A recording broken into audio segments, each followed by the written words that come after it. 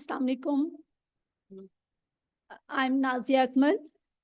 On behalf of Northern Regional Committee, I welcome you all on our today's session.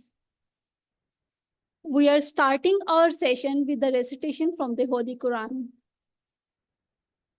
أعوذ بالله من الشيطان الرجيم بسم الله الرحمن الرحيم الحمد لله رب العالمين الرحمن الرحيم مالك يوم الدين إياك نعبد وإياك نستعين اهدنا الصراط المستقيم صراط الذين أنعمت عليهم غير المغضوب عليهم ولا الضالين.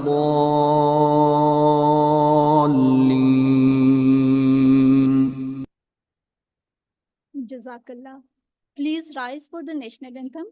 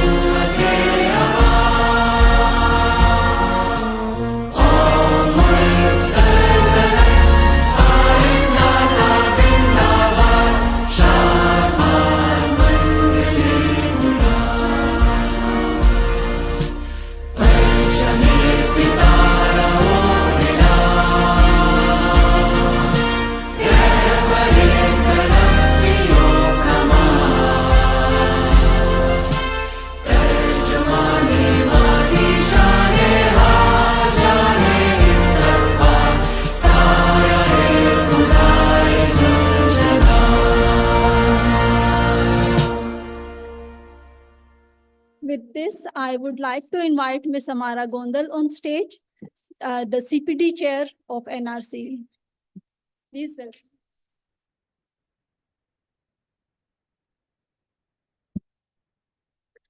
Assalamu alaikum, our respected President Farooq Rahman Saab, Vice President Zishan Ijaz, our respected senior members.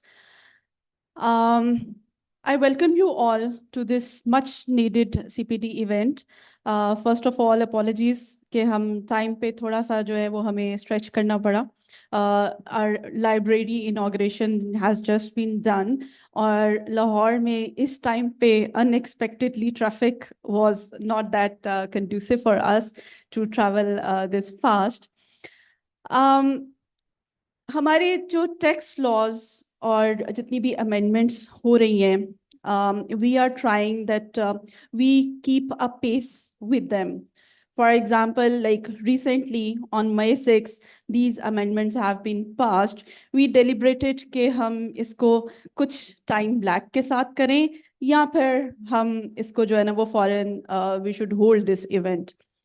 Now, one important thing is कि जब भी tax laws आते हैं तो उसमें कुछ implementation की कुछ timelines जो है वो दी जाती हैं और इसमें कुछ चीज़ें was much clarity हमें उसमें चाहिए थी, enforcement हो गई, कुछ dates उसमें हमें पता है कि अच्छा with effective from June कुछ चीज़ें हो रही हैं and there was more clarity that was being sought. और मेंबर्स की तरफ से भी आप सब की तरफ से भी हमें एक जो है दैट वाज अ डिमांड कि नहीं इसको ASAP जो है ना वो हम इसको ज़रूर होल्ड करें. So that was the reason कि हमने फिर इसको SOS बेसिस पे फिर हमने कहा कि नहीं इसको हमें टाइमली जो है वो लॉन्च कर देना चाहिए rather than waiting, because normally जब भी हम कोई इवेंट कर रहे होते हैं तो उसकी प्लानिंग स्टेज में और उसको करते हुए हमें बहुत सी ऐसी चीज़ें होती हैं जिसको इनकॉर्पोरेट करते हुए ऑर्गेनाइजेशन और प्लानिंग में हमें आगे जाना होता है. सो वी थॉट कि नहीं, इसको हमें फौरी तौर पे अपने मेंबर्स के लिए जो है वो प्रेजेंटेबल करना है, और उसका जो फ़ायदा है वो हमें तभी होगा कि हम इसको मिल बैठ के डिस्कस करें और जो लॉज की इम्प्लिकेशंस हैं वो हम इसके अंदर करें. So CPD committee, NRC, in collaboration with fiscal laws committee, तो फिर हमने ये डिसाइड किया कि हम इसको फौरी तौर पे लॉन्च कर देते हैं and open a session for the journal discussion. So हमारे chairman fiscal laws committee, he himself was here. तो हमने कहा कि quickly हम अवैध साहब को grab करते हैं and just open house for the discussion. We understand or we believe that every one of you are actually, you know, tax laws में experts. हमारे पास सब seniors भी मौजूद हैं. तो हम एक session ऐसा करें कि जिसको हम थोड़ा सा discussion forum ज़्यादा रखें. सो पैटर्न ये होगा कि like we will have a presentation from Awaisa, और उसके बाद we will open house for discussion. तो without further due, because like time की थोड़ी सी हम जो है ना वो कर रहे हैं, so with that note I would like to invite Awaisa on stage to start the programme. Ladies and gentlemen, please give a huge welcome.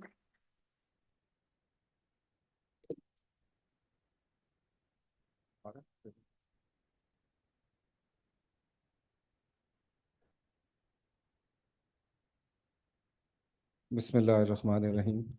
Thank you very much, Regional Committee, Amara, Chairman Saab, Honorable President, and my dear members. Assalamu alaikum. As Amara has already communicated कि ये recently एक law introduce हुआ, although at this moment the people are in the process of preparation of annual budget, और हम तो सब यही expect कर रहे थे कि अब जो भी changes आएंगी वो budget के through आएंगी, क्योंकि taxation laws का अपना जो process होता है कि जो भी changes taxation laws में आती हैं वो through money bill के through आती हैं, और उसका एक separate process है approval का, जिसमें National Assembly approve करती है and then President की assent, और उसके बाद जो होता है वो gazette notify होता है. तो लेकिन इस टाइम के ऊपर शायद एक नीड फील की गई है कि हम जो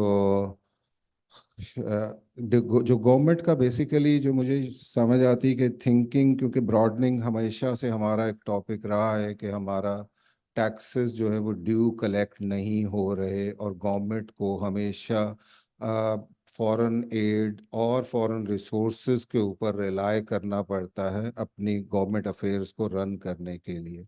और जब कभी मेरा ख्याल है कोई गवर्नमेंट अगर आके फेडरल बोर्ड ऑफ रेवेन्यू और किसी से फीडबैक लेती है और रीजंस अकाउंट जब पूछी जाती हैं तो उसमें नंबर ऑफ रीजंस वो देते हैं, और इस वक्त जो रीज़न आई इस लॉ की, दैट इज़ क्वाइट इंटरेस्टिंग कि जो रीज़न दी गई कि वो ये थी कि हमारे अप्रॉक्सीमेटली 2.7 ट्रिलियन रुपीस जो हैं वो अपील्स की वजह से स्टक हैं, and government is unable to recover that revenue, and keeping in view the urgency कि हमें फौरन है तो ये फौरी तौर पे लॉ लेके आना है जिसमें appellate process को, यानी as per their thinking they have streamlined the process, and practically उन्होंने अपील स्टेजेस जो हैं, हमारे यहाँ जो अपील का मैकेनिज्म है तमाम फिस्कल लॉज में, whether it's an income tax law और इट्स अ सेल्स टैक्स और एफईडी, उसमें 2 tiers अपील हैं for factual finding, that is the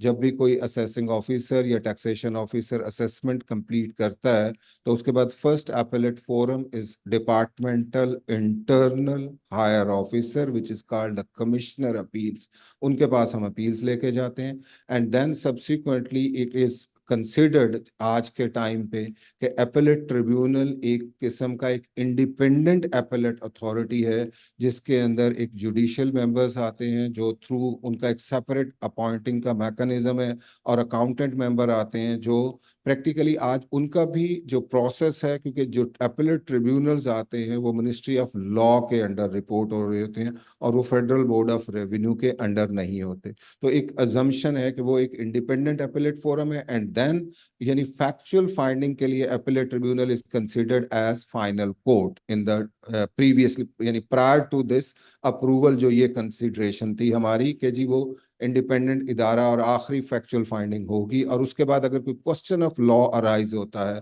तो वो हाई कोर्ट और सुप्रीम कोर्ट के अंदर लेके जाएंगे।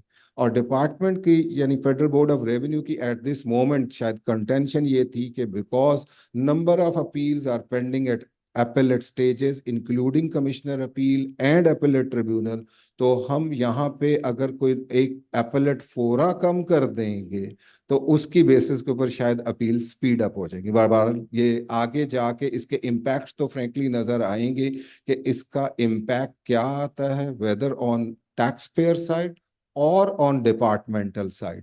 क्योंकि एक पूरी परसेप्शन ये भी है जो इवन डिपार्टमेंट के लोग भी कहते हैं कि ये जो 2.7 ट्रिलियन की जिसकी बात कर रहे हैं इसमें से रिकवरेबल कितना है, क्योंकि मेजॉरिटी हम ये भी देखते हैं जितने भी टैक्स प्रैक्टिस में लोग इन्वॉल्व हैं कि सम टाइम बहुत एक्स्ट्रा डिमांड्स के साथ कुछ असेसमेंट्स कर दी जाती हैं जो अपील्स में जाके क्वैश हो जाती हैं, अनल हो जाती हैं और उसकी रिकवरी नहीं हो रही होती। क्योंकि हमारे यहाँ जो बेसिक गैप है वो ये है कि असेसिंग ऑफिसर जब कोई असेसमेंट कर देता है तो उसकी कोई अकाउंटेबिलिटी नहीं है कि कहीं वो असेसमेंट ठीक थी या गलत थी या जो डिमांड निकाली गई, यानी ये तो अब टैक्स पेयर ही फेस करे, वो तमाम अपीलेट स्टेजेस के ऊपर जाए, जाके अपील अगर उसके फेवर में हो जाता है डिसीजन तो वो डिमांड खत्म हो जाएगी, और नहीं होता तो फिर वो डिमांड कंफर्म हो जाएगी।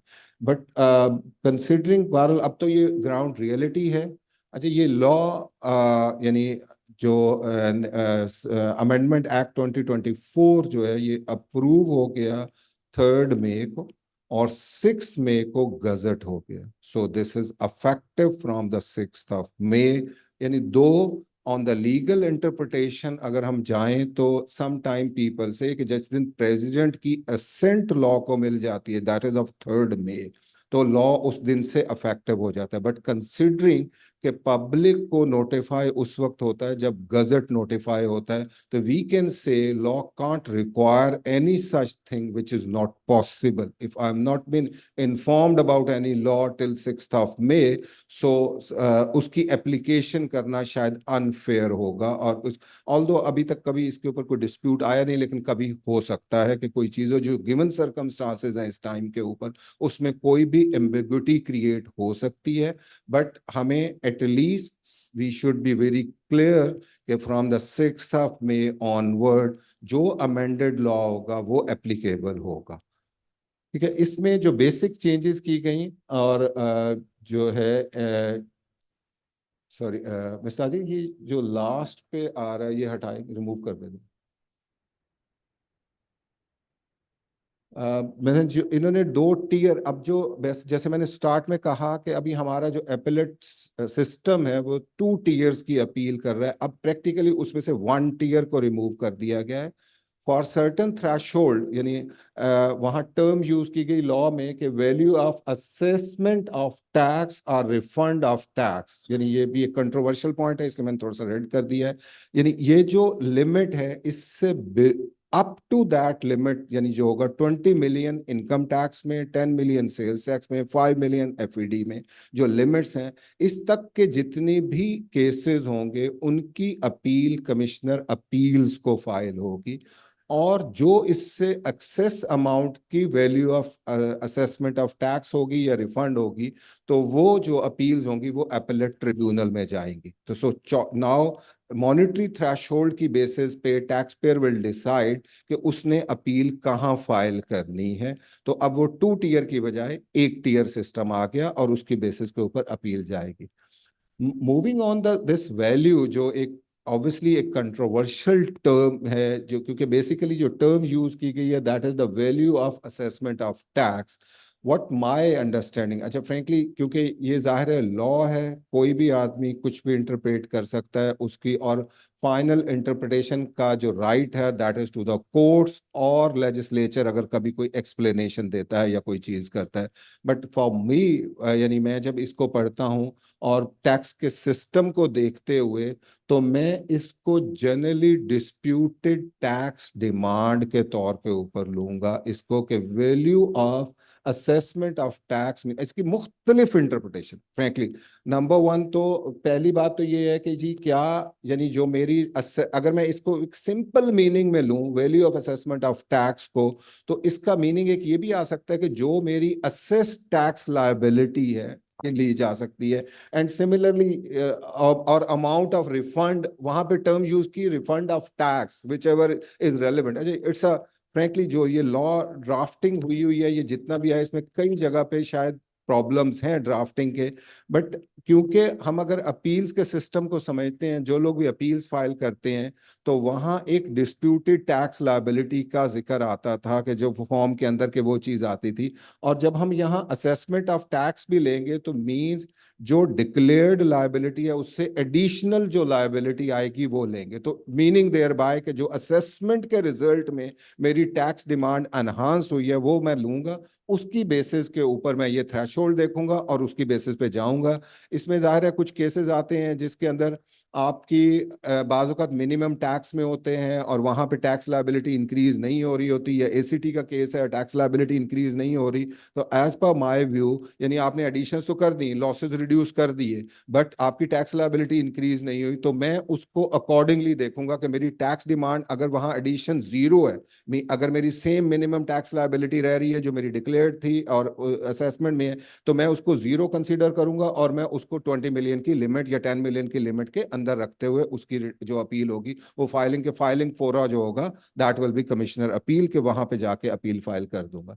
और एक मुझे इसके ऊपर और भी सहारा मिलता है कि ओके यानी जो क्योंकि जाहिर है अगर लॉ में कोई कन्फ्यूजन है, although there are certain principles के कोर्ट्स ये कहती हैं कि भाई tax payer should be vigilant, tax payer should have knowledge के जी वो उसका क्या राइट्स हैं, का किन एपेलेट फोरा पे उसने अपील फाइल करनी है। हम विटनेस ऑफ द केसेस के सुप्रीम कोर्ट के अंदर यानी अगर उसने इंट्रा कोर्ट अपील फाइल करनी थी और वो सुप्रीम कोर्ट चला गया, उसने रिजेक्ट कर दी और उसने कहा नहीं आपने इंट्रा कोर्ट अपील नहीं फाइल की, अब और उधर टाइम लिमिटेशन खत्म होगी, ना वो इंट्रा कोर्ट अपील फाइल कर सका ना वो सुप्रीम कोर्ट में सुनी गई। I am witness of those cases, और उसमें लॉ ये कहता है कि नहीं tax payer should be vigilant, उसे पता हो कि किस फोरा पे जाना है। बट यहाँ पे क्योंकि कन्फ्यूजन है, इन माय व्यू अगर कोई प्रॉब्लम आता है तो कमिश्नर अपील जब मेरी अपील एक्सेप्ट कर रहा है, जब रिसीव कर रहा है, तो या तो उसे उसी वक्त पॉइंट आउट करना चाहिए कि ये आपकी अपील यहाँ नहीं बनती, आप ट्रिब्यूनल चले जाएं, और even if that appeal has been accepted by the commissioner, appeal commissioner can subsequently transfer that appeal to the tribunal कि आप देख लें मेरी जुरिस्डिक्शन में नहीं आती, और वो जो टाइम लिमिटेशंस हैं उनके ऊपर शायद अफेक्ट नहीं होना चाहिए, क्योंकि टैक्स पेयर का फिर फॉल्ट नहीं बनता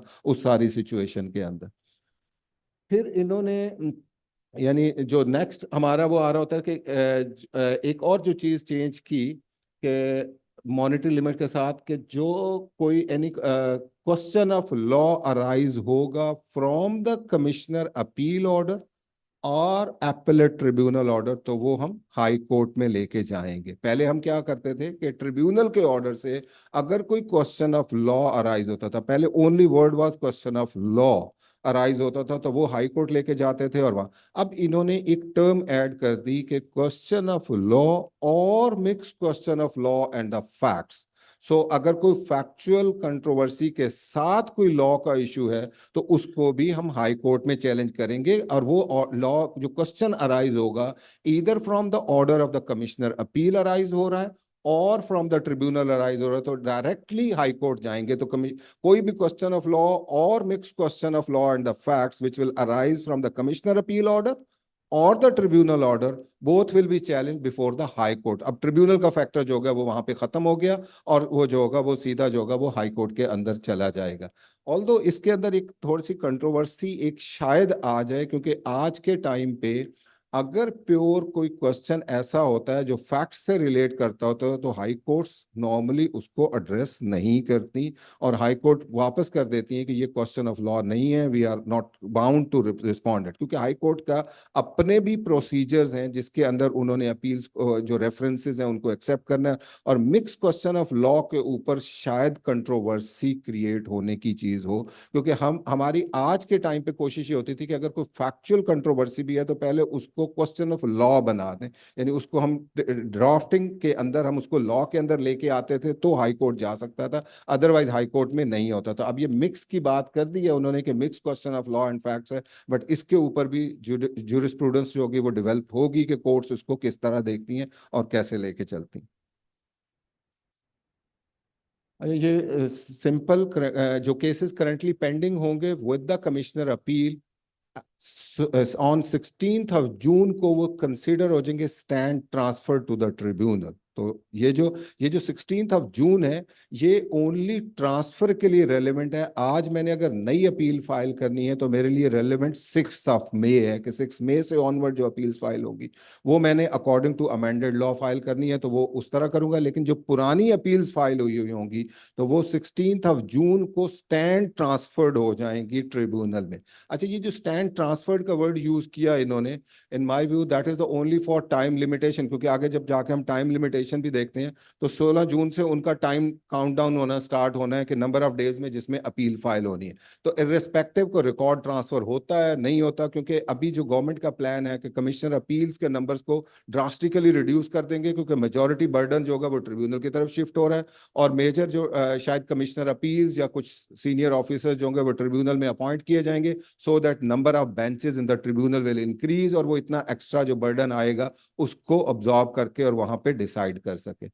तो एक ये चीज है। दूसरा एक और चीज जो इसके अंदर चेंज कर दी इंटरेस्टिंगली, दैट इज आल्सो कि स्टेट ओन्ड एंटरप्राइजेस, एक नई टर्म यूज की गई लॉ के अंदर कि स्टेट ओन्ड एंटरप्राइजेस जो होंगे, और इसको रेफर किया गया स्टेट ओन्ड एंटरप्राइजेस का ओन एक्ट है 2023 का, उसके अंदर जो डेफिनेशन दी हुई होगी वो डेफिनेशन हम यहाँ यूज करेंगे, जिसके अंदर वो ये कहता है कि जो जिसका 50% से ज्यादा गवर्नमेंट ओन्ड एंटिटीज होंगी, जहां पे board of directors majority appoint करने की अथॉरिटी गवर्नमेंट के पास होगी, यानी इवन कंपनीज जो पब्लिक सेक्टर एंटिटीज हैं जितनी भी जहां पे गवर्नमेंट के पास होंगी वो तमाम स्टेट ओन्ड ऑर्गेनाइजेशन के अंदर आ जाएंगी। किसी लॉ के तहत कोई चीज एस्टेब्लिश हुई है, नेशनल बैंक है, ऑगरा है, यानी वो सारे जो होंगे वो इसके अंदर आ जाएंगे। इन तमाम को उन्होंने कहा कि उनको अपील का राइट लिमिट कर दिया गया, कि वो अपील नहीं फाइल करेंगे, और वो अल्टरनेट डिस्प्यूट रेजोल्यूशन का मैकेनिज्म बाउंड कर दिया उनको कि वो उस रूट के ऊपर जाएंगे और वहां फाइल करेंगे। और अगर उनका डिसीजन एडीआरसी में नहीं हुआ, उसका लॉ में एक टाइम दिया हुआ है कि 60 डेज के अंदर एडीआरसी ने अपना 90 डेज के अंदर उसने अपनी फाइंडिंग कंप्लीट करनी है, डिसीजन देना है, और 90 डेज में अगर वो नहीं देती तो फिर एक एक्सटेंशन की पावर है बोर्ड के पास, और फिर नहीं देती तो फिर वो बोर्ड उस कमेटी को डिसॉल्व कर सकता है। तो वंस वो अगर वो डिसॉल्व हो जाती है, डिसाइड नहीं होता, तो then state owned organisation only can opt for the appellate जो राइट्स हैं। अदर देन दैट जो स्टेट ओन्ड एंटरप्राइजेज हैं, और हमारे मुल्क के अंदर इस वक्त number of state owned organisations हैं जो काम कर रही हैं, इनको ज़ाहिर एवेल्युएशन उस डेफिनेशन के अंदर रख के आपको करनी पड़ेगी, और जो भी कोई आदमी इनके साथ काम कर रहा है उसमें देखना पड़ेगा, क्योंकि ये ड्रास्टिक चेंज है जो एग्जिस्टिंग प्रोसेस से हो रही है। फिर ये एक क्वेश्चन जाहिर है अराइज हो रहा है जो नंबर ऑफ थिंग्स के ऊपर हो रहा है, कि यहाँ जो लॉ के अंदर एक थोड़ी सी कंफ्यूजन भी क्रिएट की है। सेक्शन 131 का जो नया लॉ दिया है उसकी हेडिंग तो अपील टू ट्रिब्यूनल है, लेकिन और वहाँ जब अपील टू ट्रिब्यूनल का राइट्स दिया, मिस ताजिया एक लॉ की फाइल भेजी हुई थी मैंने साथ, वो है आपके पास? जरा खोल दीजिएगा जरा उसको। उसके अंदर उन्होंने यानी एक वर्ड यूज कर दिया कि कमिश्नर अपील के ऑर्डर के अगेंस्ट भी, एक इंप्रेशन लगता है कि शायद ट्रिब्यूनल में अपील फाइल हो सकती है, but my understanding is that वहां अगर पूरे लॉ को पढ़ेंगे तो वो उसने, ऑल्दो वो heading is very restricted for appeals to tribunal, लेकिन जब वो नीचे जाकर लैंग्वेज यूज करता है तो वो ट्रिब्यूनल और high court as the case में भी यूज करता है। तो जिससे फ्रेंकली आई एम क्लियर, इस जरा नीचे कर दीजिएगा, 8 पेज पे चले जाइए मेरे को।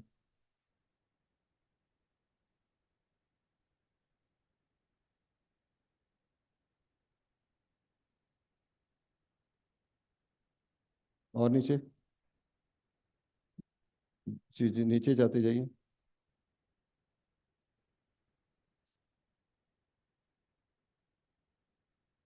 और नीचे एक step down, next next, yup, पीछे आइए जी बस। ये जो सेक्शन है यानी इसका जब अगर आप देखें तो इसकी हेडिंग अपीलेट ट्रिब्यूनल की है। ये जो नया सेक्शन इन्होंने इंट्रोड्यूस यानी ये सेक्शन अमेंडेड सेक्शन है जो इस वक्त लॉ के अंदर है, और इसके अंदर वो राइट का अपील देता है। तो नीचे थोड़ा सा नीचे करते हैं प्लीज। ये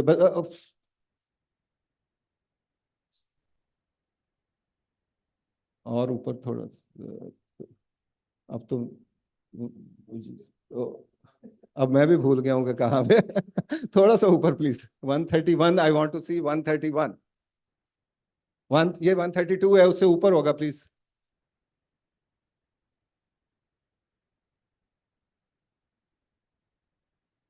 प्लीज थोड़ा सा स्लाइड, बस बस यहाँ रुक जाए। यस, ये आप लास्ट पैरा पेज 12 के ऊपर जो पैरा आ रहा है, जरा अगर आप इसको कंप्लीशन में देखेंगे तो within 30 days of the receipt of such order prefer an appeal to the appellate tribunal और एज द केस में be a reference to the high court.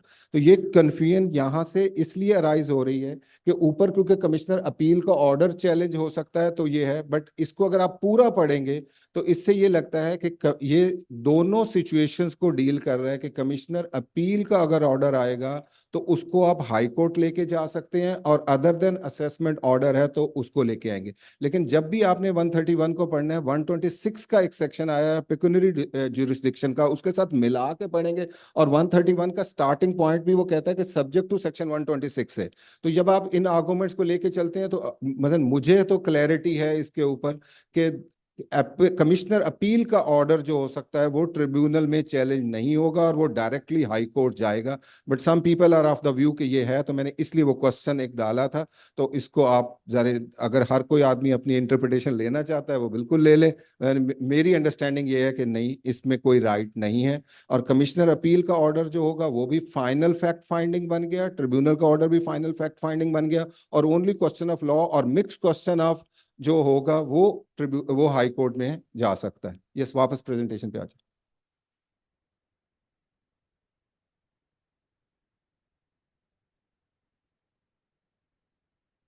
उसके बाद ये आपकी कुछ चेंजेस इन्होंने की हैं। अपील फी के अंदर भी चेंजेस कर दी हैं कि एग्जिस्टिंग भी हैं, 5000 से इंक्रीज कर। कमिश्नर अपील के लिए कोई भी चेंज नहीं है। कमिश्नर अपील के पास जो एग्जिस्टिंग भी कमिश्नर अपील की जो फी है, सॉरी पहले हम टाइमलाइंस पे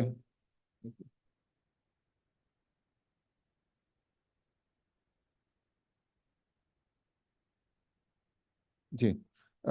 तो ये जो है यानी अगर आप देखें तो जो चेंजेस हुई हैं वो अपीलेट ट्रिब्यूनल की और हाई कोर्ट की फी के अंदर चेंजेस हैं। और secondly time limitation that are more important, क्योंकि फी तो ऑब्वियसली अगर आप रिक्वायर्ड फी नहीं जमा कराएंगे तो कोई रिसीव भी नहीं करेगा, और अगर आप लेट हो गए हैं और अपील जाके फाइल करेंगे तो आपकी अपील कोई नहीं रिसीव करेगा, और उस वक्त फिर आपके पास राइट ऑफ अपील खत्म हो चुका होगा।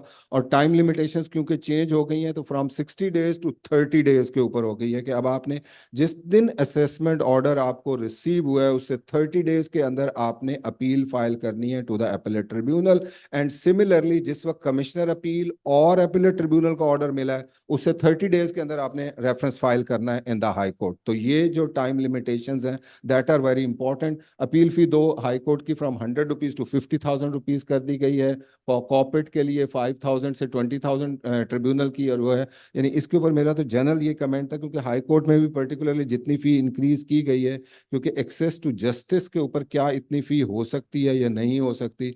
एक और यानी इट्स प्योरली मेरी अंडरस्टैंडिंग ये भी डेवलप हो रही थी शायद कि पहले जो वर्डिंग थी अगर आप पुरानी वर्डिंग और नई को कंपेयर करेंगे जब, तो शायद डिपार्टमेंट ने अपील नहीं फाइल करनी होती थी, लेकिन अब कोई एक्सक्लूजन ऐसी मुझे नजर नहीं आई डिपार्टमेंट के लिए। तो क्या कमिश्नर भी अपील फी पे करके अपील फाइल करेगा?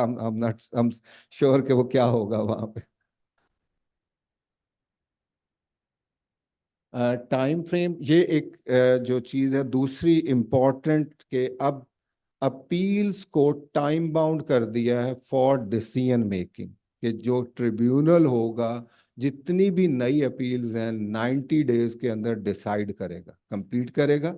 और जो पुरानी अपील्स जिस दिन लॉ आया या कमिश्नर से जो ट्रांसफर होके अपील्स जाएंगी उनके लिए ओनली टाइम 180 days का रखा है, और रिमेनिंग तमाम जितनी नई अपील्स हैं वो 90 days में जाएंगी।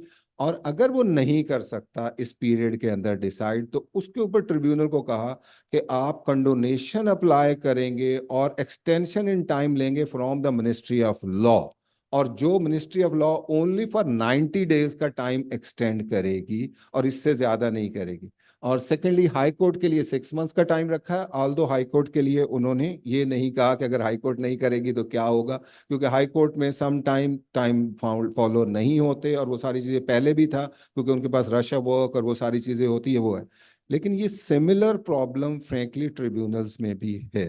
यानी आज तो जितनी ट्रिब्यूनल की कैपेसिटी है, आई कैन अश्योर कि हाँ ये नहीं कर सकते, ये टाइम लिमिट फॉलो ही नहीं कर सकते, जितना वो जितने नंबर ऑफ बेंचेस अवेलेबल हैं, जितनी नंबर ऑफ अपील्स पेंडिंग है। क्योंकि मेरी लास्ट वीक में भी चेयरमैन साहब जो ट्रिब्यूनल थे उनके साथ कोई डिस्कशन हो रही थी, तो ही वाज सेइंग कि मैंने बहुत स्पीड अप किया, और मैं 2017 में जो अपील्स फाइल हुई थी उनको अब मैं स्पीड अप करवा रहा हूँ कि मैं डिसाइड कर लूँ, क्योंकि आई वाज बेसिकली डिस्कसिंग, मैं उस दिन बल्कि अपील आर्गू कर रहा था 2009 के टैक्स ईयर की, तो आप जरा साल देख लें कि क्या क्या है और कितना गैप और कितनी पेंडेंसी पड़ी है वहां पे।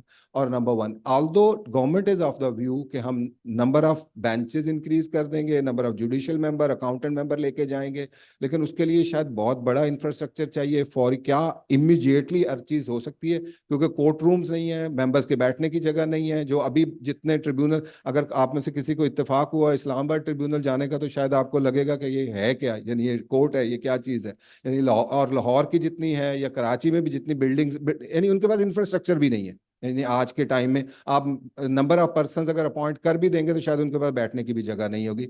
और उधर अपील्स की यानी कंप्यूटराइजेशन नहीं है बिल्कुल, यानी अनफॉर्चुनेटली कि वो मैनुअल सिस्टम पे आज भी चल रहे हैं, रजिस्टर लेके बैठे हुए हैं कि कौन सी अपील फाइल हुई थी, क्या ट्रेस हुआ था। तो इट्स अ हेल कि ये कैसे इसको मैनेज करेगी गवर्नमेंट।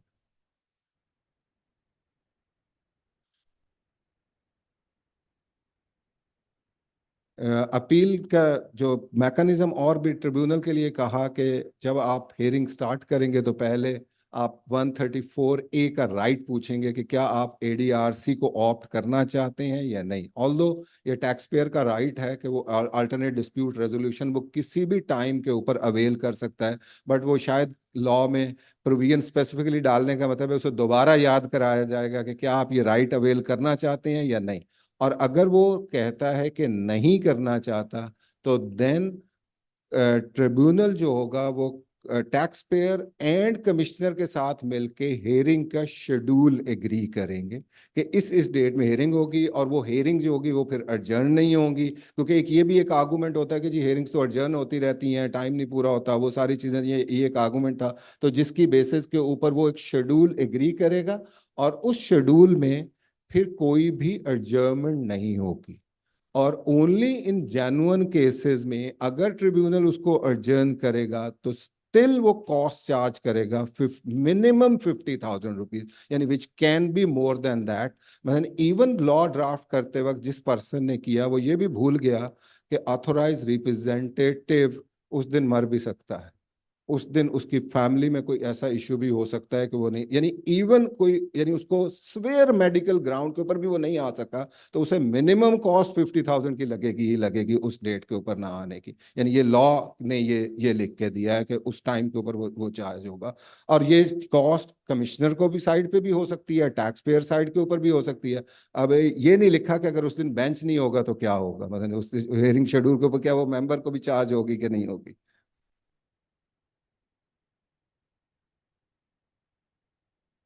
ट्रिब्यूनल के लिए सेक्शन 130 भी इन्होंने यानी वो पावर्स, एक्चुअली पिछले कुछ चेंजेस हुई थी ट्रिब्यूनल के लॉ के अंदर, जिसमें यानी अनफॉर्चुनेटली वो पावर्स जो थी वो प्राइम मिनिस्टर ने अपने हाथ में ली थी कि जी वो मेंबर्स अपॉइंट करेगा, वो रूल्स बनाएगा, कैसे होगा क्या होगा, बट वो लॉ को रैशनलाइज कर दिया गया कि अब फेडरल गवर्नमेंट जो होगी वो मेंबर्स अपॉइंट कर सकती है, उसका प्रोसीजर डिफाइन कर सकती है, और उसके मुताबिक जो होगा वो केसेस जो होंगे वो चलेंगे।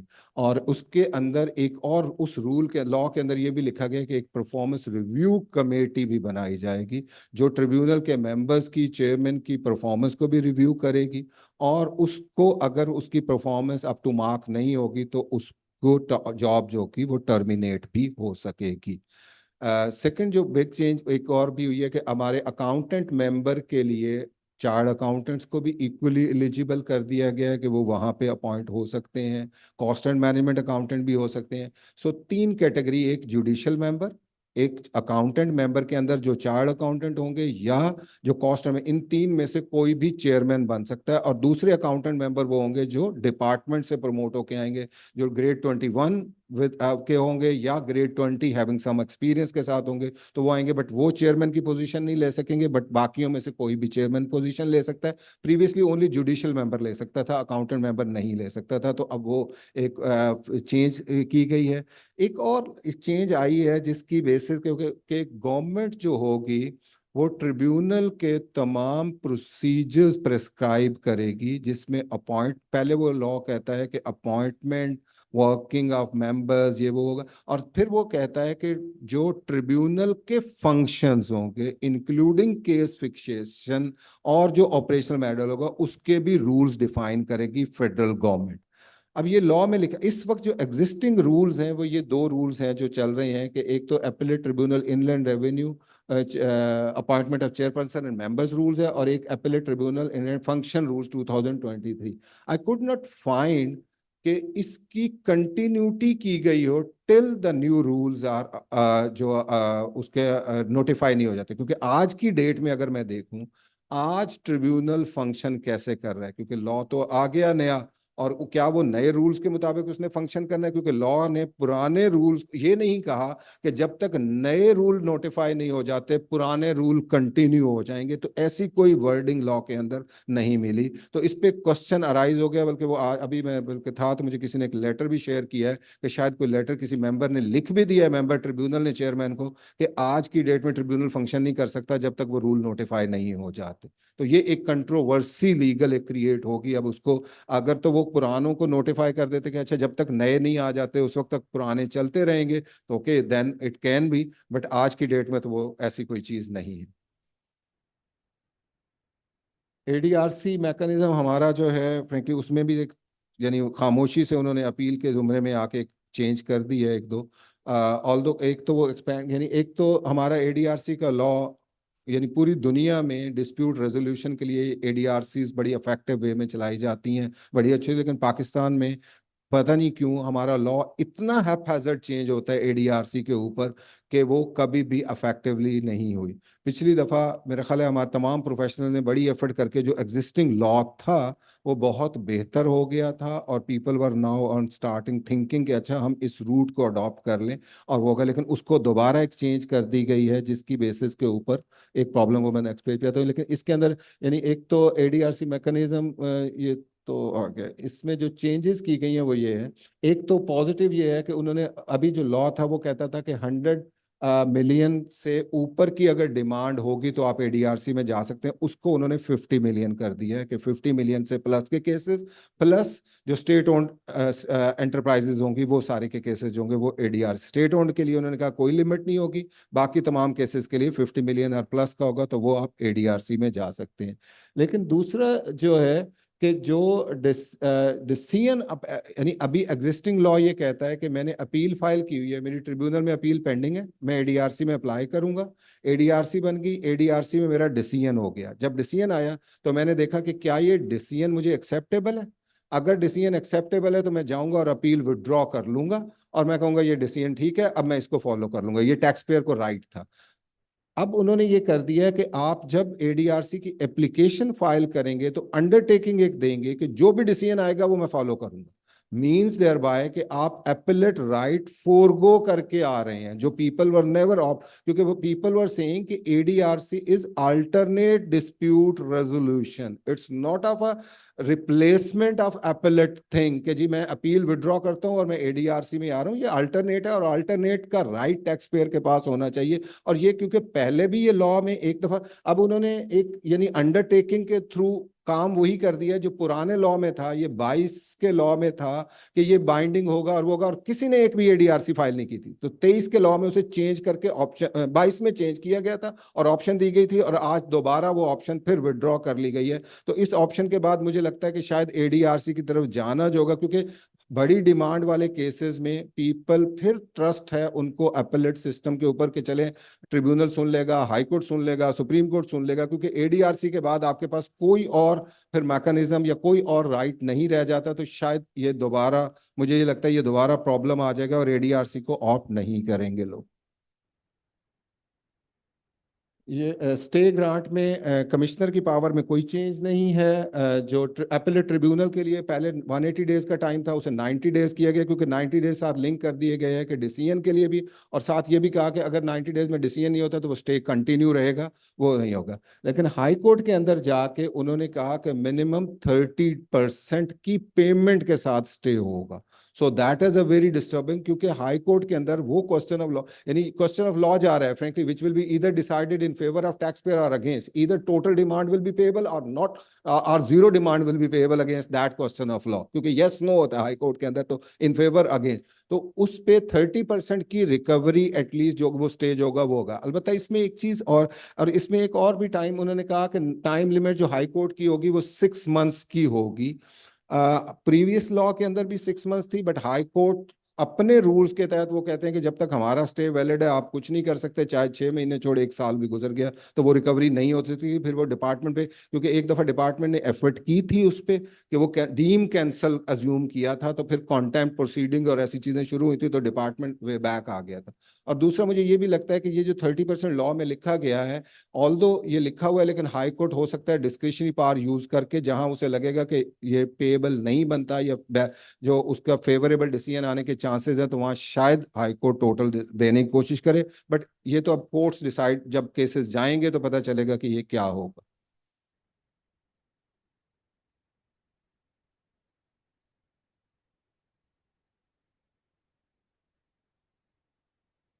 एक ये पॉजिटिव चेंज आई है, पहले होता ये था कि कमिश्नर अपील का ऑर्डर आता था, टैक्स पेयर पे सर्व बाद में होता था, डिपार्टमेंट को पहले पता चलता था और बैंक अकाउंट अटैचमेंट हुई होती थी जिस दिन टैक्स पेयर को पता चलता था कि ऑर्डर हो गया। तो वो अब उन्होंने ये कह दिया कि 30 days from the commissioner appeal order और ट्रिब्यूनल ऑर्डर तक ऑटोमेटिक स्टे रहेगा, मीनिंग देयर बाय कि नेक्स्ट फोरम के ऊपर राइट ऑफ अपील के दिनों में रिकवरी नहीं हो सकेगी। तो ये एक पॉजिटिव चेंज जो है वो की गई। ये हाईकोर्ट के स्टे हमने डिस्कस कर लिया। ये एक पुरानी, ये भी पुरानी भी वर्डिंग है इसके अंदर, ये यानी ये एग्जैक्टली वो दिया है कि अगर हाई कोर्ट में आपकी फेवर, टैक्स पेयर की फेवर में डिसाइड हो जाता है, स्टिल अगर डिपार्टमेंट समझता है कि उसने सुप्रीम कोर्ट में अपील फाइल करनी है, तो वो हाई कोर्ट को एप्लीकेशन देगा कि मैं इसका रिफंड होल्ड करना चाहता हूँ till the decision of appeal by the supreme court. लेकिन ये एग्जिस्टिंग प्रोविजन भी मौजूद है, और ये क्योंकि पावर हाई कोर्ट के पास है तो वो हाई कोर्ट इसको प्रूडेंटली यूज करती है। वो जरूरी नहीं है कि हर केस में उसको वो होल्ड करने की परमिशन देगी। तो ये चेंज एज इट इज, सिर्फ मेरे शायद टाइमिंग में चेंज है या उसमें है, लेकिन ये कॉन्सेप्ट पुराना भी लॉ में है, अब अभी तक मौजूद है। तो दीज आर ऑल चेंजेस जो हैं हमारी। अब अगर क्वेश्चन के लिए हमारा, ऑल्दो कोशिश मैंने की है टाइम के अंदर रहूं, थोड़ा सा आगे चला गया, बट मैं आई होप क्वेश्चन कम हो।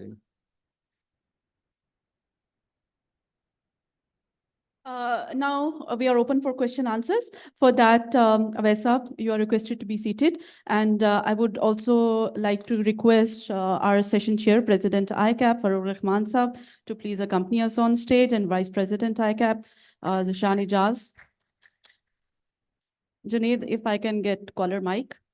और I would request, एक mic है हमारे पास audience के लिए, या 2 हो सकते हैं? एक है, ठीक है। और एक जो है यहाँ पे डिप्यूट हो जाए, जो भी क्वेश्चन आंसर्स होंगे फॉर द लाइव ऑडियंस जो हमारे पास जूम पे मौजूद हैं, क्वेश्चन एंड आंसर सेशन, एक सेक्शन है जूम का, you can post your questions there and we will answer live.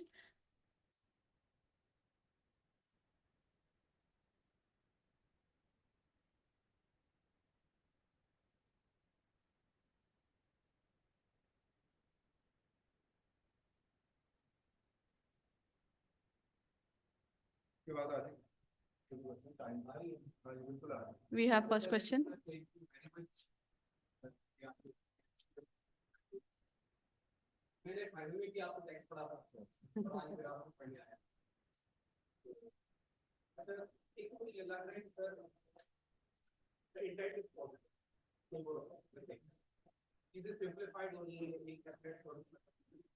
और आपको तो आपका इसमें ओवरऑल क्या ओपिनियन है, क्या ये वैल्यूएशन है या लेकर 20 डेज का टाइम पीरियड आपने बताया कि अपील के केस में कहानी नहीं होगी जब तक आपका वो टाइम पीरियड, तो मुझे तो ये सुन के ओवरऑल लगा है कि ये पॉजिटिव और ये step in the right direction है। दो देयर आर प्रैक्टिकल डिफिकल्ट, तो आपने बताया कि कौन नहीं है, ये नहीं है, वो सारी चीजें एक्सरसाइज कर हो जाएगी, लेकिन मुझे लगा है कि कोई someone has tried to actually simplify the process.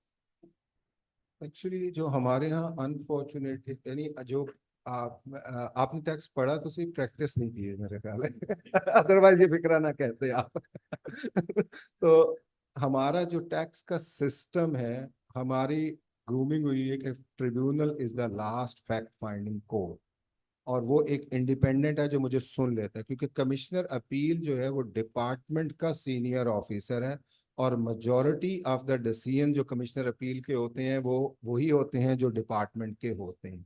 एक ये इशू है। दूसरा ये होता है कि बहुत सारी चीजें कमिश्नर अपील पे समटाइम थ्रैश आउट भी हो जाती हैं।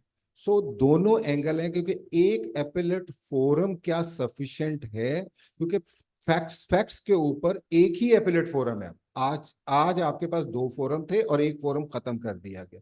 हमारे जैसी सोसाइटीज के अंदर ये हो सकता है जो बहुत डेवलप्ड हो, जहां पे चीजें हो, तो वहां पे तो शायद एक एपेलेट फोरम काफी है, जहां आपकी असेसमेंट की क्वालिटी बहुत बेहतर होती है। और वो चीजें हमारे यहाँ क्वालिटी ऑफ असेसमेंट भी क्वेश्चन मार्क है, कमिश्नर अपील के ऑर्डर्स क्वेश्चन मार्क है, इवन ट्रिब्यूनल। तो एटलीस्ट आप वहां पे एक फोरम खत्म कर देंगे तो जो अपॉर्चुनिटीज मिलती हैं, चीजें होती हैं, वो काफी खराब हो।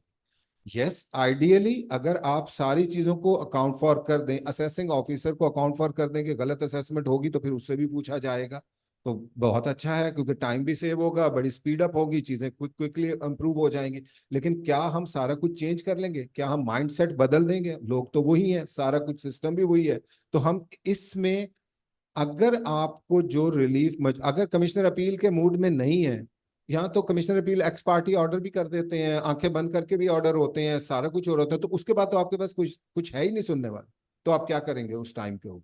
सिमिलरली अगर आप ओनली ट्रिब्यूनल का पता है कि हम ही हैं सब, तो वो वही होंगे फिर सब तो इसलिए वो भी प्रॉब्लम है। सो अभी हमारी सोसाइटी इतनी मैच्योर नहीं हुई कि हम इस सिस्टम को अडॉप्ट करें। इसके नेगेटिव बहुत आएगा मेरा। Okay, may I ask you to tell your name first and then you can. Ejaz Ahmad, मोरशेखा मुफ्ती से मेरा ताल्लुक है। छोटी सी इलेबोरेशन चाहिए थी कि ये जो 6 मई के बाद से 16 जून के दरमियान कमिश्नर अपील की पावर्स है, इसको थोड़ा सा इलेबोरेट कर दे। इसमें वो 20 मिलियन से एक्सीडिंग अमाउंट के डिसीजन भी कर रहे होंगे, और उनकी फिर फेट क्या होगी, अल्टीमेटली उसकी अपील कहाँ लाई करेगी, हाई कोर्ट में करेगी या ट्रिब्यूनल में करेगी? और इसके साथ एक और क्वेश्चन भी अगर वो साथ ले लेना। दूसरा ये है कि अमूमन हमारे यहाँ हर लॉ पे एक वेटिंग ये भी होती है कि इसमें कोई कॉन्स्टिट्यूशनल इशू है या नहीं है।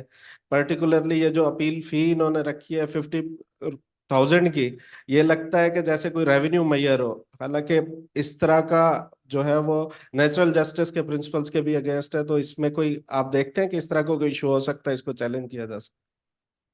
जो आपका पहला क्वेश्चन है ना, that is very crucial frankly, क्योंकि ये जो लॉ जब चेंज होते हैं तो ऐसे एम्बिग्युइटीज और ऐसे प्रॉब्लम्स आ जाते हैं कि ये क्या है। बट मेरी लेकिन अंडरस्टैंडिंग ये है कि 6 मई के बाद ये लॉ अफेक्टिव हो।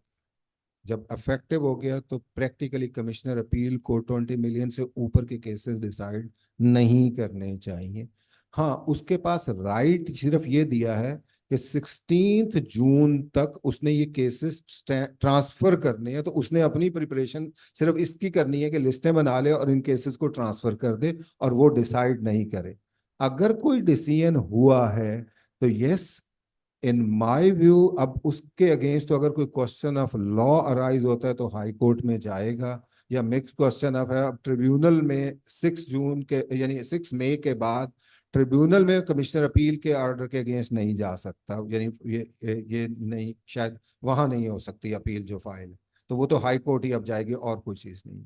सेकंड थिंग, जो आपने कॉन्स्टिट्यूशन के हवाले से बात की, मैंने वही चीज शायद अपने उसमें प्रेजेंटेशन में भी हाईलाइट की थी कि राइट ऑफ फ्री जस्ट, वो जो जस्टिस, उसका आर्टिकल पढ़, मैंने इसमें टाइम शॉर्ट था, मैं देख नहीं सका कॉन्स्टिट्यूशन में, कि क्योंकि फी तो पहले भी थी, पहले 100 रुपये थी, अब 50,000 रुपये हो गई, तो क्या पहले जीरो थी और आज लगाई गई है? ये एक क्वेश्चन आता है। और जब लिमिट डिसाइड होती है तो एक आर्गुमेंट ये भी ले सकते हैं कि 1970 में जो 100 रुपये की फी फिक्स हुई थी, क्या आज भी 100 रुपये होनी चाहिए? तो 50,000 रुपये। सो दोनों तरफ आर्गुमेंट, उसके प्लस भी है कि अच्छा 100 को 50,000 कर दिया तो क्या हुआ, हाई अदर, क्योंकि हाई कोर्ट भी बाजू का ये कहती है कि अच्छा वो 2,000 या 100 रुपये की फी है, हर केस आ जाता है, तो नंबर ऑफ केसेस बहुत बढ़ जाते हैं, इररिलेवेंट केसेस भी फाइल कर दिए जाते हैं कि चलें ठीक है, लेकिन अब जो जिसका प्रैक्टिकली केस होगा वो लेके जाएगा। बट दूसरी तरफ मुझे ये भी लगता है कि हाँ नहीं, फी रैशनल होनी चाहिए, गवर्नमेंट फी इतनी, गवर्नमेंट शुड नॉट बी, ये अपील फाइलिंग कोई रेवेन्यू मैयर भी नहीं होनी चाहिए वो चीज, बट एक रीजनेबल होनी चाहिए।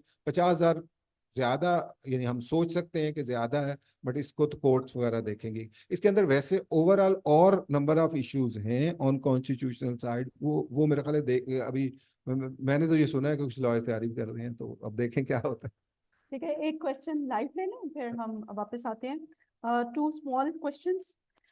एक तो like that means both commissioner appeal and tribunal both will be referred to high court only in case of fact dispute as both forums are final at their end. Yes. ठीक है, एक next question है, do you think making CIR appeals independent through appointment via Ministry of Law would have been a better idea rather than current change in law?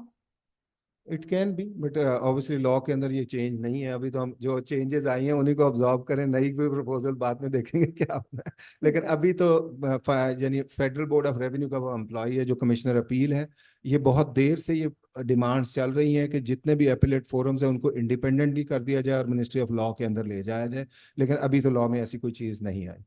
ठीक है, so next question, Rana साहब mic. अस्सलाम वालेकुम, मोहम्मद राशिद। अवैस साहब से सवाल है एक। सर ये जो भी 126 ए में अभी आपने मेंशन किया था, ठीक है, फिर 131 में अभी तक वो पुरानी वर्डिंग चली आ रही है, कमिश्नर अपील और tribunal to the high court 131 में, एक चीज। दूसरा, कमिश्नर अपील को कोई राइट नहीं था किसी भी किस्म के ऑर्डर को रिमांड बैक करने का। Even then commissioner appeal Pakistan में रिमांड बैक करते आ रहे, आज भी कर रहे हैं। ये जो चेंजेस आई हैं ये काउंटर प्रोडक्टिव होंगी। गवर्नमेंट को जो 2700 बिलियन का टैक्स रेवेन्यू नजर आ रहा है, you know very well, all of us know very well, उसमें से 10% भी रिकवरेबल नहीं है। अभी आई होप के आई कैप की बजट प्रपोजल जानी है, तो इसी की बेस पे अगर आई कैप अपनी प्रपोजल्स दे, क्योंकि हम में से अक्सरियत लॉयर्स नहीं है, हमारे पास पहले 2 फोरम्स थे प्रैक्टिस के लिए, अब सिर्फ एक रह जाएगा।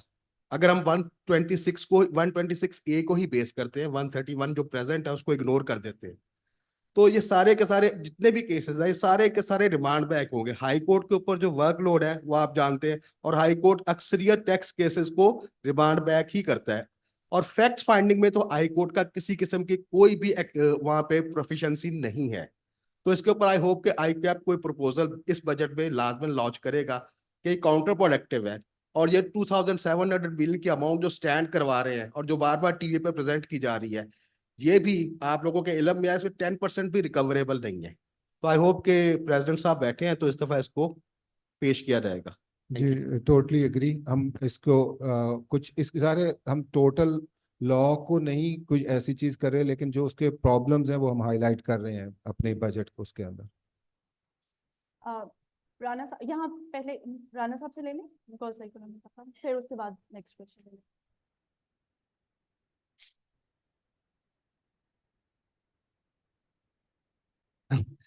ऑन नहीं है एक्चुअली वैसे जो आपने प्रोविजंस है वो तो समझा दिए हैं, लेकिन मेरा ख्याल है एक जो इम्पोर्टेंट सवाल हमेशा से रहा है कमीशन अपील्स, जो थोड़ी बहुत टैक्स की प्रैक्टिस मैंने भी की है, कि कमीशन अपील पे हमारा हमेशा एतराज़ रहा है कि उसके जो ऑर्डर्स हैं वो कभी भी जस्टिस नहीं देते। वो जनरली एक्सेप्ट करता है जो डिपार्टमेंट ने असेसमेंट रेज कर दी है, वो चाहे आंखें बंद करके कर रहा है या किसी और तरह से आंखें बंद हो जाती हैं, वी ऑल नो दैट। अच्छा, अब कुछ करने की कोशिश की गई है कि चलें उसका जो दरमियान से पोर्शन है वो निकाल दें और डायरेक्टली हम ऊपर ले जाएं ट्रिब्यूनल में। यस, ट्रिब्यूनल चोक होगा क्योंकि नीचे से जो असेसमेंट ऑर्डर्स आते हैं उसमें बहुत कुछ ऐसा होता है जो शायद ट्रिब्यूनल में हम हेयरिंग्स कराते हैं, इतना टाइम नहीं होता कि वहाँ पे आप 5 मिनट में सब कुछ बता दें या 10 मिनट में सब कुछ बता दें। अगर ये नहीं है तो फिर और हमारे पास क्या ऐसा सजेशन है टैक्स एक्सपर्ट के तौर पे या आईकेएफ के तौर पे कि हम ये कह सकें कि अच्छा पे कमिश्नर अपील नहीं है या ये चेंजेस नहीं है, तो ये चेंजेस कर लें तो हमारा जो अपील का प्रोसेस है वो तेज़ हो जाएगा, डिस्पोजल केसेस की जल्दी हो जाएगी। जो हम कह रहे हैं कि डिमांड इतनी पेंडिंग पड़ी हुई है वो जस्टिफाइड है अनजस्टिफाइड है, एक लेवल पे डिसाइड हो जाएगी और टैक्स पेयर भी रिलीव हो जाएगा, डिपार्टमेंट को भी जो मिलना है वो मिल जाएगा। फिर और क्या हो सकता है?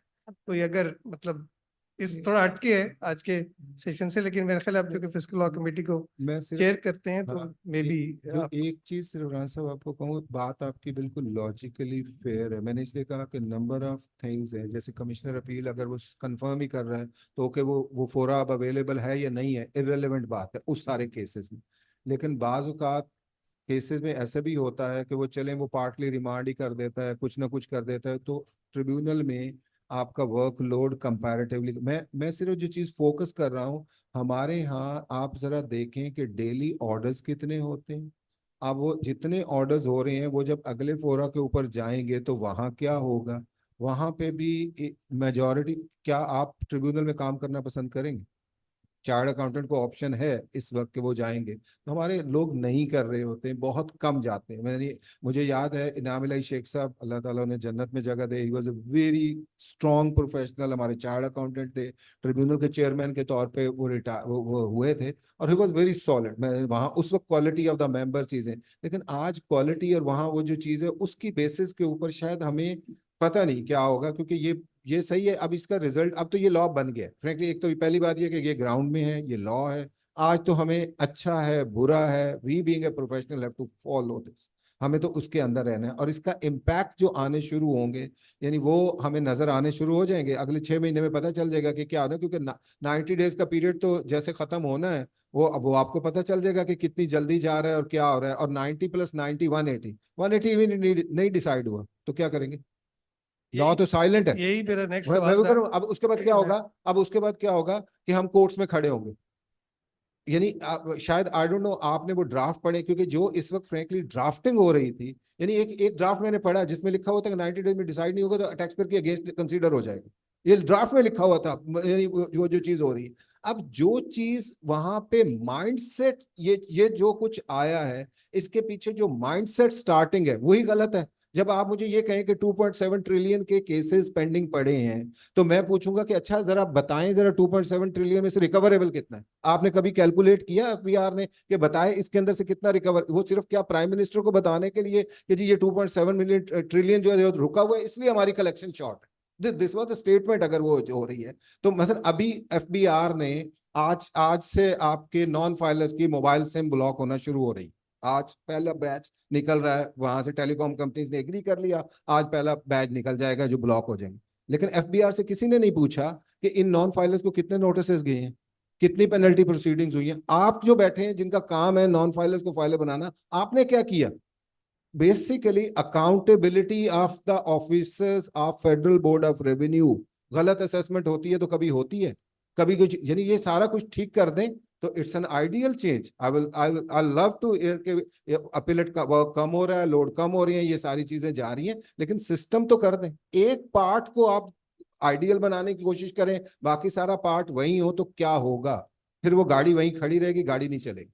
तो ये फियर है इस इसी टाइम से अलाइंड एक और चीज है, जैसे टाइम लाइन में बड़ी एक ड्रास्टिक रिडक्शन है और फी में एक बहुत एग्रेसिव इंक्रीज है, तो क्या ये मेजर्स मतलब आपको अपील्स को कम करेंगे? टाइम लाइंस का कोई इतना मैटर नहीं करता, क्योंकि मैंने अपील अगर फाइल करनी है 60 दिन में करनी थी, मैं 30 दिन में कर दूंगा, तो मुझे कोई 30 दिन इज रीजनेबल। डिस्पोजल का तो ट्रिब्यूनल पे प्रॉब्लम आएगा।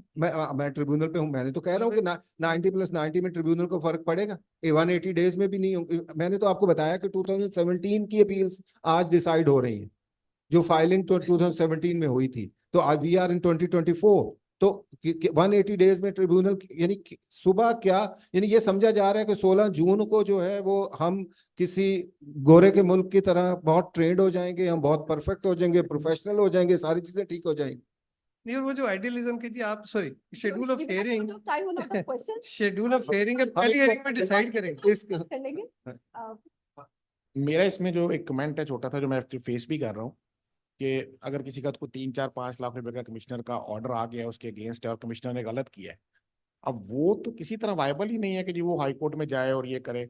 जो स्मॉल टैक्स पेयर है वो तो सारा जो है वो बस कमिश्नर के रहमो करम पे है, उसके बाद वो कहीं नहीं जा सकता, और बस वो नंबर ऑफ केसेस इस तरह ही कम होंगे कि हमने जस्टिस देखिए देना एक एक अल्टर यानी एक चीज हमेशा खुली रहती है, कॉन्स्टिट्यूशनल रेमेडीज जो है, रिट की कॉन्स्टिट्यूशनल रेमेडी, इसको अब लॉ ज़ाहिर है ये सारे के बाद लॉयर्स की ज़ाहिर एक सारी चीजें चलेंगी क्योंकि एक एपेलेट फोरम में यानी उस पर रेक्टिफिकेशन या गलत कोई चीज हुई है वो फाइल करके दोबारा जाए, यानी इस पे रास्ते निकलेंगे, यानी ये मैं क्लियर हूं कि रास्ते निकलेंगे कि ये तो नहीं हो सकता कि वो चीज के कैसे होगा, लेकिन अब वो क्वेश्चन ऑफ लॉ में कैसे कन्वर्ट किया जाएगा उसी ऑर्डर को और किस तरह लेके जाया जाएगा, तो वो सारी चीजें होंगी जो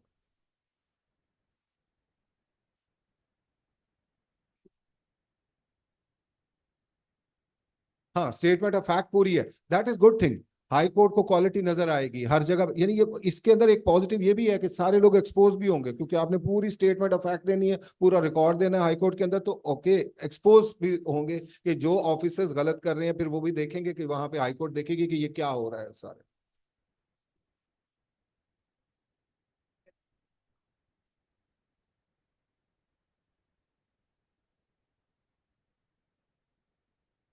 ठीक है, तो नेक्स्ट क्वेश्चन वी हैव, जी जी प्लीज। जी जी, आवाज आ रही जी जी आ गया। Myself Aamir Rashid. मेरा वैस साहब से और निशान साहब से क्वेश्चन था, इट्स ऑलमोस्ट पार्शली आंसर्ड, कि बात वही है 2.7 बिलियन की एक एग्जेजरेटेड फिगर है, उसके पीछे अकाउंटेबिलिटी है कोई नहीं। मैं एक केस हैंडल कर रहा था जिसमें कोई B2B से इंफॉर्मेशन पास हुई थी, अब B2B खत्म हो गया हुआ है, वो इंफॉर्मेशन FTO के पास चली गई, FTO CTO को लिख रहा है, मैं उनको फॉलो कर रहा हूँ कि यार इन्फॉर्मेशन क्या है। अच्छा, 4-5 उन्होंने लेटर्स मुझे दिखा दिए कि जी ये एक्सचेंज हुए हैं, और उसके बाद उसने एक दिन में बैठ के 5 साल के उसके ऑर्डर्स किए हैं, और मैं वहीं बैठा था, और मुझे उसने कहा कि सर मेरे ऊपर बड़ा प्रेशर है, ये देख लें 5-6 लेटर्स, उन्होंने मुझे इन पर्सन इस्लामाबाद बुला लिया था। ठीक है, तो मैं तो अब इन पर्सन इस्लामाबाद नहीं जा सकता, तो मैं आपको टैक्स लगा रहा हूँ, और बिल्कुल टैक्स नहीं बनता था, कोई माइनर छोटा मोटा क्लाइंट रेडी भी था पे करने के लिए। तो 5 साल के इकट्ठे ऑर्डर करके ऑफिसर की अकाउंटेबिलिटी कहाँ है?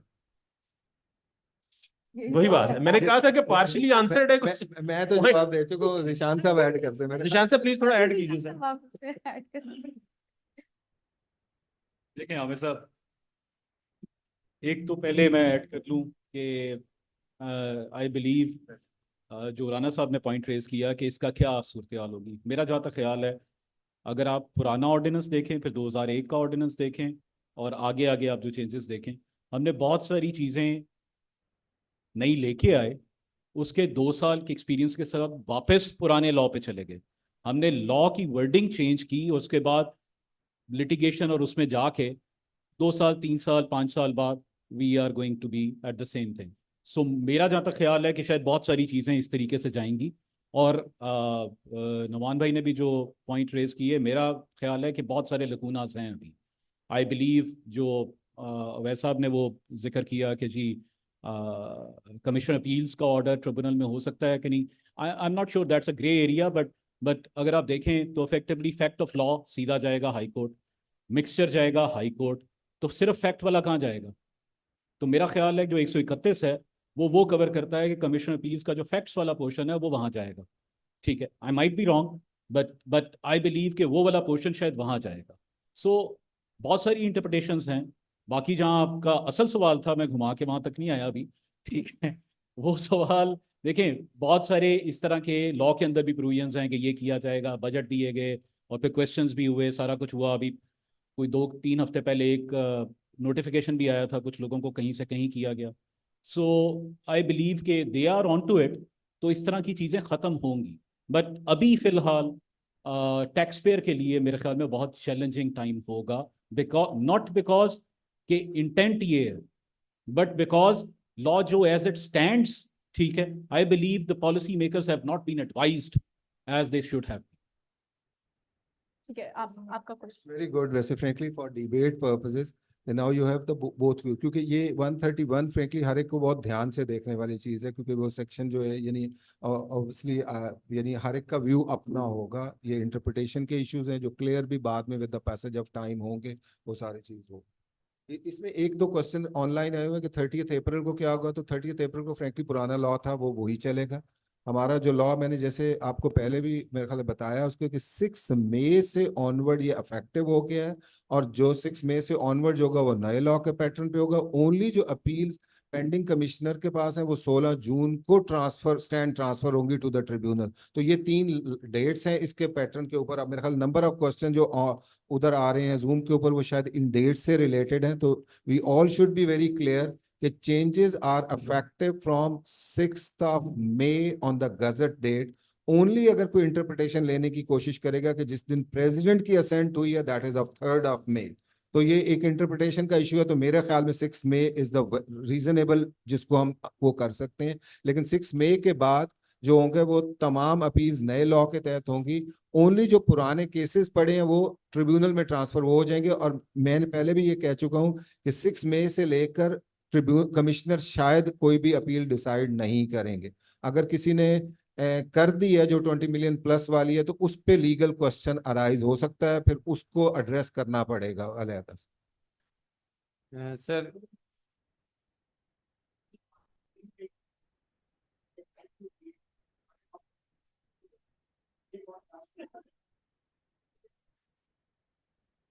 हाँ यस हो सकता है बिल्कुल, ये एक आ सकता है। लेकिन ये क्योंकि प्रोसीजरल लॉ हैं ये सारे, अब एक आर्गुमेंट ये हो सकता है बड़ा स्ट्रांग हो सकता है कि अब 3rd मई के बाद अगर तो मैंने 6 से पहले पहले ट्रिब्यूनल अपील फाइल कर दी, आज क्या ट्रिब्यूनल अपील लेगा कि नहीं लेगा, ये भी एक क्वेश्चन आएगा ना। कमिश्नर अपील के ऑर्डर की अपील आज आप लेके जाते हैं, वो कहते हैं हमारे पास तो राइट ही नहीं है अपील लेने का, हम नहीं लेते, तो फिर क्या होगा, ये एक कंट्रोवर्सी क्रिएट होगी। या sir Ayyub Shahbaz. This is the second last question.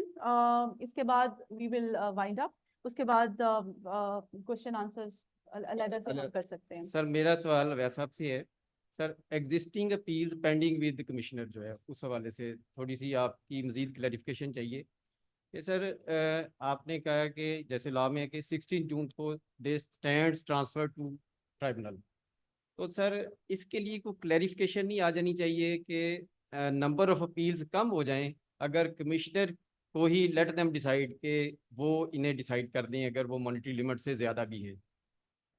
अब लॉ क्लैरिफिकेशन के थ्रू चेंज नहीं हो सकता, ये असेंबली का अप्रूव्ड लॉ है। नहीं, So, मतलब कोई इसमें क्लैरिफ अब किसी के पास अथॉरिटी नहीं है इसको चेंज करने की, ओनली असेंबली दोबारा प्रोसेस के थ्रू कोई चेंज कर दे तो कर दे, और कुछ नहीं हो सकता। नहीं सर, मेरा क्वेश्चन ये है कि जो एग्जिस्टिंग है तो मतलब उसमें 16 जून तक जो वर्डिंग है कि स्टैंड ट्रांसफर्ड, तो इट मींस कि कहीं एम्बिग्यूटी है कि वो डिसाइड कर सकते हैं नहीं, कमिश्नर। ये स्टैंड ट्रांसफर की मैंने पहले भी एक्सप्लेन किया, क्योंकि वहां पे ना एक और मसला आ रहा है कि ट्रिब्यूनल की टाइम लिमिटेशन स्टार्ट होनी है टू डिसाइड द केसेस।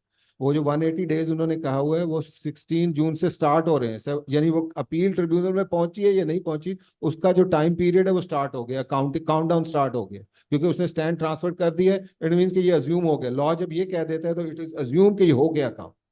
मतलब कमिश्नर पेंडिंग अपील्स कोई भी अब ये decide जो कर भी होगा जाहिर है इसका यानी आपस में वो लड़ेंगे, कमिश्नर अपील और ट्रिब्यूनल के मेरे पास आई नहीं है, आपने भेजी नहीं है, क्या होगा, लेकिन ये लॉ ने कर दिया है बात। ठीक है, एक लास्ट क्वेश्चन हम लेंगे वहां से and then we will conclude.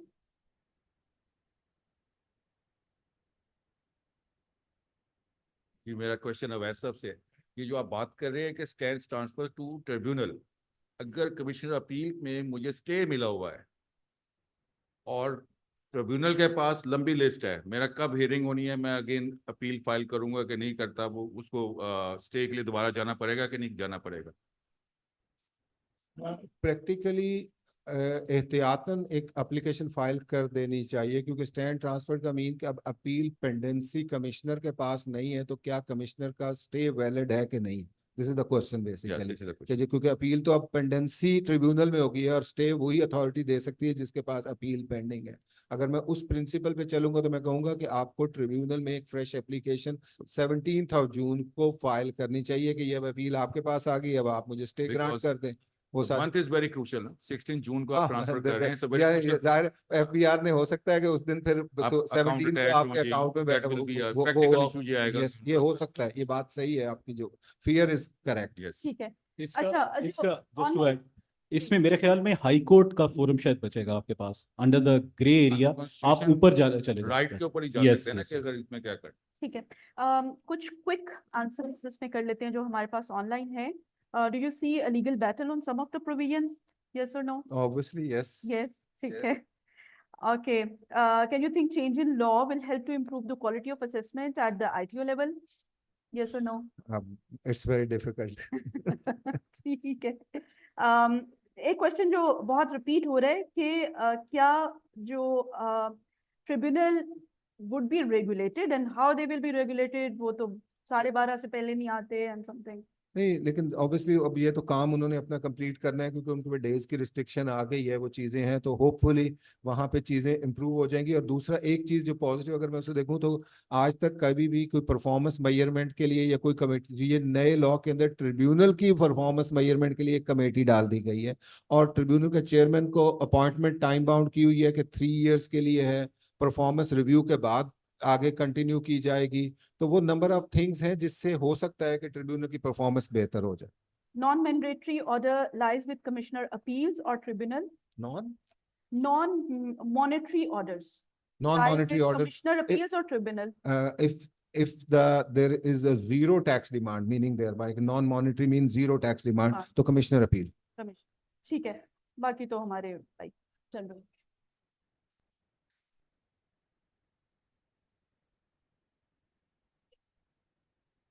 30% yes. In high court तो ऑलरेडी इस चीज को अप्लाई कर रहा है और हमने पे भी किया है लाहौर भी कर रहा है। लाहौर भी कर रहा है ये कुछ अरसे से गवर्नमेंट ने हाई कोर्ट को कहा है कि एडजस्टमेंट ऑफ टैक्सेस ये तो कहीं भी मैकेनिज्म जो भी टैक्स पे होता है किसी भी डिमांड के अगेंस्ट वो उसी टैक्स ईयर में एडजस्ट हो जाता है और जब कभी असेसमेंट फाइनल होगी अगर आपकी फेवर में होगी तो वो रिफंडेबल होगा और अगर डिमांड अगेंस्ट होगी तो वो हमारे फेवर पे है वो तो मतलब वो तो हर कोई यही कहता है हम भी ठीक है लेकिन वो एक्चुअली हमारी फेवर में है लेकिन मुझे नहीं लगता कि इनकम टैक्स डिसीजन होने के बाद जो भी इंटरम पेमेंट्स होती हैं जितनी भी, ये सिर्फ आपको high court sometime department recovery भी कर लेता है, अपील स्टेज पे भी हो जाती है, जो भी इंटरम पेमेंट्स होती हैं इनको जो भी सेटल होना है वो अब अपील जब कंक्लूड हो जाएगी आपकी डिसाइड हो जाएगी तो उसके बाद अपील इफेक्ट ऑर्डर आता है उसके अंदर सारों का क्रेडिट मिलता है। ठीक है ठीक thank you so very much now we are concluding अवैध साहब हमारे साथ मौजूद हैं निशान साहब तो 1-to-1 सेशन में हम उनके साथ क्वेश्चन आंसर्स कर सकते हैं Now we are closing our session. Session chair हमारे साथ मौजूद हैं President ICAP फारूक रहमान साहब. So we would like to hear a few words from you to conclude this session and then निशान साहब से हम conclude करवा देंगे.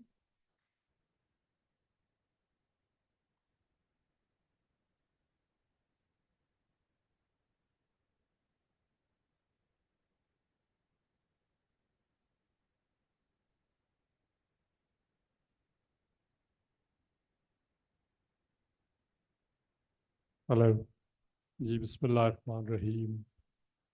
I can see my former past president Iftikhar ताज साहब पीछे अली लतीफ़ बैठे हैं आप लोग आए बहुत शुक्रिया बाकी सारे लोग मेंबर्स कलीग्स अस्सलाम वालेकुम टू एवरीवन ये जब डिस्कशन स्टार्ट हुई ओवैस ने एक्सप्लेन किया और क्वेश्चन आंसर हुए तो सबसे पहला हाथ जो है वो नासिर ने जैसे उठाया और उसके बाद नासिर ने स्टार्ट किया कि वही साहब मैंने आपसे पढ़ा है और उसके बाद सवाल किया और वो इसने फिर जवाब दिया और साथ ही लेकिन कहा कि लेकिन आपने टेक्स्ट प्रैक्टिस नहीं की तो लेट मी कन्फेस हियर ना मैंने ओवैस साहब से पढ़ा है और ना मैंने प्रैक्टिस की है टेक्स्ट की तो मैं जो भी टेक्स्ट के हवाले से बात करूँगा तो वो एक ऐसी चीज़ हो जाएगी विच वे बी या नीम हकीम खतरा जान ना हो जाए so I will refrain from commenting on दिल बहुत चाह रहा है बहुत सारे टेक्स्ट जो लॉ में चेंजेस आई हैं बट व्हाट my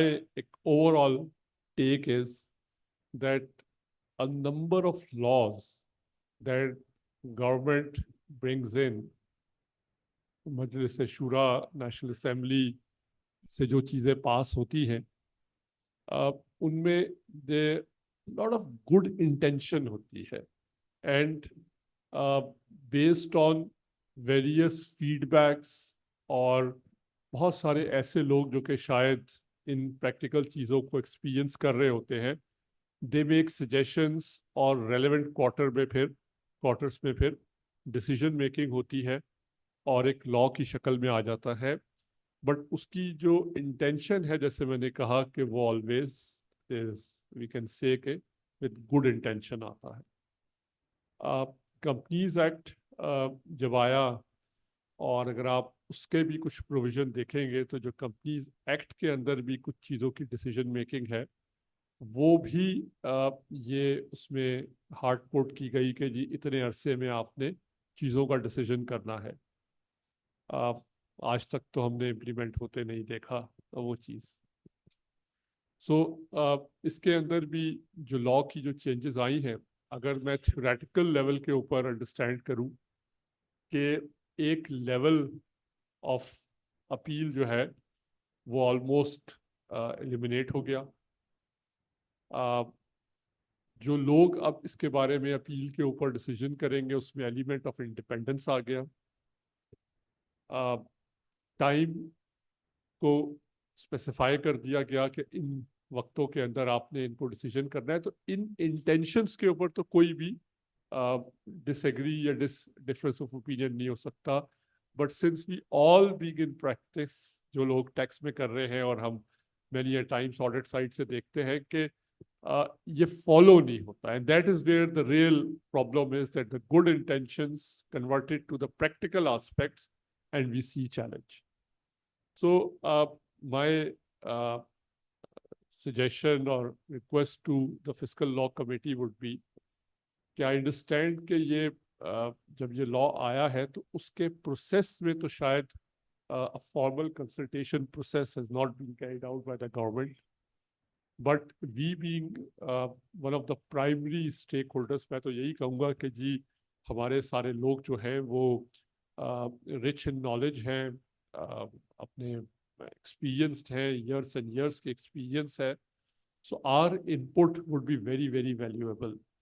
So मेरी सजेशन ये होगी कि in a very short period of time, वही साहब अगर इनके ऊपर जो ये अमेंडमेंट आई है, आई नो कि ये 6th को प्रेसिडेंट ने एक्सेंट दी है, एक आध दिन और लगा होगा लोगों को पब्लिक में इसको देखते हुए।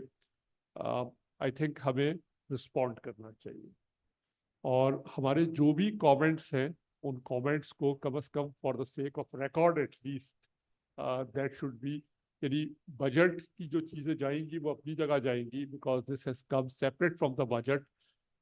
मेरा ख्याल है कि हमें जो भी कमेंट्स हैं हमारे, और आपको आज बहुत सारे लोगों ने बहुत सारे सवाल पूछ के भी कमेंट किया है, आपको ऑनलाइन भी कमेंट आए हैं, सो अगर एक डॉक्यूमेंट बन जाए जो कि फिर हम उसको सबमिट करा दें कि जी ये आई कैप के कमेंट्स हैं, और जब वो रेलेवेंट क्वार्टर्स में जाएगा होपफुली अगर इसमें से कोई ऐसी चीज़ होगी जो उनको शायद समझ में आ जाए, तो वो बजट के अंदर अपॉर्चुनिटी होगी उसको एड्रेस करने की। एक तो मेरी ये सजेशन थी। एक तरफ मैं और तवज्जो दिलाना चाहता हूँ, मेरा बिलीफ और अंडरस्टैंडिंग ये है कि जो टैक्स सर्विसेज हैं वो हमारे प्रोफेशन के एक सिग्निफिकेंट नंबर ऑफ मेंबर्स जो हैं वो उन सर्विसेज में इन्वॉल्व हैं और वो सर्विसेज परफॉर्म करते हैं। जो लोग ये सर्विसेज, जो फर्म्स ये सर्विसेज प्रोवाइड करती है, उनमें से मैनी ऑफ दोज फर्म्स के वो ऑडिट क्लाइंट भी हो सकते हैं और होते हैं।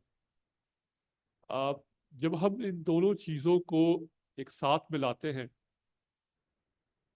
जब हम इन अमेंडमेंट्स को देखते हैं जिसमें एक अपील लेवल ख़त्म हो गया और हमारे मेंबर्स के जो मेजर रिप्रेजेंटेशन या जो मेजर टैक्स सर्विसेज हैं जो कि हम कमिश्नर अपील लेवल के ऊपर जाके परफॉर्म करते थे, वो अफेक्टिवली अगर नॉन एग्जिस्टेंट हो रही हैं या सिग्निफिकेंट लेवल पे रिड्यूस हो गई है, तो जब मैं उसको लिंक करता हूँ उन सर्विसेज से रिलेटेड जहाँ हम ऑडिट भी साथ देते हैं, एक इसके अलावा एक और बहुत ही सिग्निफिकेंट चेंज आ चुका हुआ है इंटरनेशनली, और वो ऑलमोस्ट हम पे ऑब्लिगेशन है, इनकम्बेंट है हमारे ऊपर कि हम उसको भी इम्प्लीमेंट करें, फर्स्ट अडॉप्ट करें और ऑफ कोर्स फिर इम्प्लीमेंट करें।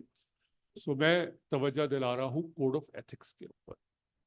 So when I link all of this with code of ethics, तो जो अमेंडमेंट्स, जो चेंजेस कोड ऑफ एथिक्स में आई हैं, वो हमारी सर्विसेज से रिलेटेड और specially in relation to the tax services उनका एक फार रीचिंग इम्पैक्ट है। आज मैं दोपहर में एनआरसी के लोगों से बात कर रहा था और मैं ये कह रहा था कि taking all of this into account, I think tax services needs to be reconfigured. क्योंकि एक एग्जांपल खाली दे दूं कि आज का वो मौजूद टॉपिक भी है, मौजू भी है आज का, कि हमारी जो अपील्स हैं, जो हमारे क्लाइंट्स की या जिनको हम रिप्रेजेंट कर रहे हैं, वो अब ट्रिब्यूनल में जानी है। तो जो कोड ऑफ एथिक्स की अमेंडमेंट है वो ये कहती है कि पब्लिक इंटरेस्ट एंटिटीज की जहां आपका वो ऑडिट रिलेशनशिप है, वहां आप ट्रिब्यूनल और कोर्ट में अपीयर नहीं हो सकते। ये अलाउएबल सर्विस नहीं है, ये एक प्रोहिबिटेड सर्विस बन जाएगी। देन द क्वेश्चन कम्स कि जी ट्रिब्यूनल क्या है। जो एग्जिस्टिंग कोड ऑफ एथिक्स है उसके अंदर जो टर्म यूज हुई हुई है वो पब्लिक ट्रिब्यूनल की है। With the amendment now the word public has been taken out and now the word is tribunal. और ट्रिब्यूनल के बारे में ये कहा गया है कि जहां आप एडवोकेट कर रहे हैं अपने ऑडिट क्लाइंट के कॉन्टेक्स्ट में, that is where this comes as a prohibited service under the code of ethics. Tribunal की डेफिनेशन के ऊपर आई एम अवेयर कि प्रोफेशन के अंदर more than one view exist करता है, but I have seen two legal opinions and those legal opinions may be शायद कोई लीगल बायस हो, I don't know, but the two legal opinions from a very renowned people are indicating towards that this word in the code of ethics is equivalent to the word जो हम पाकिस्तान में practice होता है tribunal, hence this will become। तो मैं अभी चूंकि ये चीज़ पाकिस्तान में अडॉप्ट नहीं हुई है as we speak, but since this is part of the IFAC code of ethics जो कि सर्कुलेट हो चुका हुआ है, it will be very soon put to the council for adoption।